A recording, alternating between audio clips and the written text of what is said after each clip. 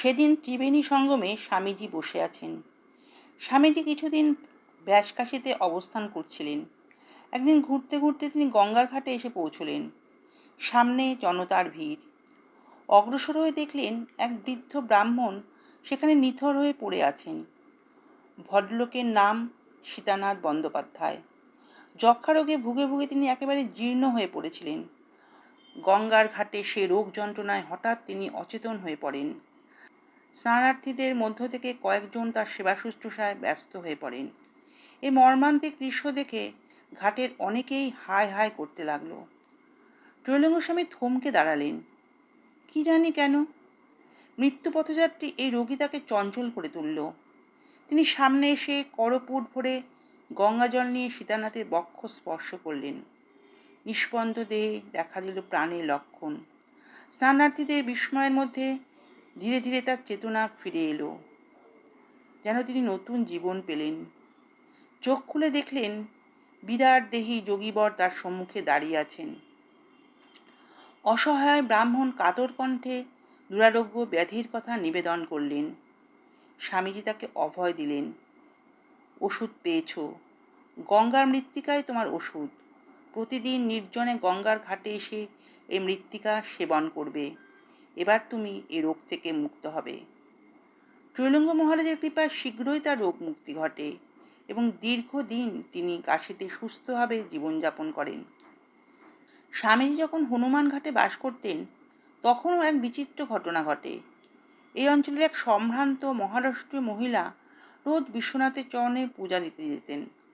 একদিন পূজার উপকরণ নিয়ে তিনি মন্দিরের পথে চলছেন। হঠাৎ দেখলেন রাস্তা জুড়ে উলঙ্গ সন্ন্যাসী ত্রৈলঙ্গ স্বামী হেলে দুলে এগিয়ে আসছেন। ভয়ে ও সংকোচে মহিলা একপাশে সরে দাঁড়ালেন, কিন্তু তিনি স্বামীজিকে উদ্দেশ্য করে নানা কটূক্তি করতেও ছাড়লেন না। তিনি বলতে লাগলেন, সন্ন্যাসী হয়ে যদি উলঙ্গই থাকবে তবে বনে জঙ্গলে থাকলেই তো হয়, জনাকীর্ণ তীর্থস্থানে থাকার কি দরকার।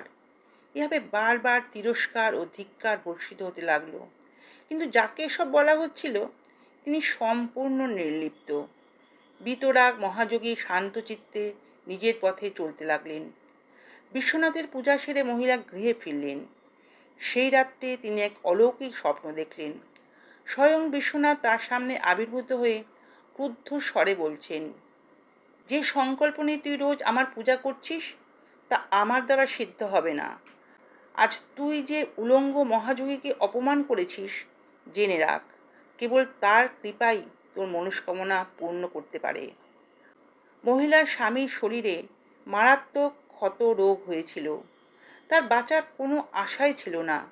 স্বামীর রোগ মুক্তির কামনায় তিনি এতদিন বিশ্বনাথের পূজা করে আসছিলেন। স্বপ্ন দর্শনের পর তিনি ভীষণ অনুতপ্ত হলেন। ভাবতে লাগলেন, কি ভয়ঙ্কর অপরাধী না তিনি করেছেন। মহাপুরুষ কি তাকে ক্ষমা করবেন? তার স্বামী কি আর বাঁচবেন?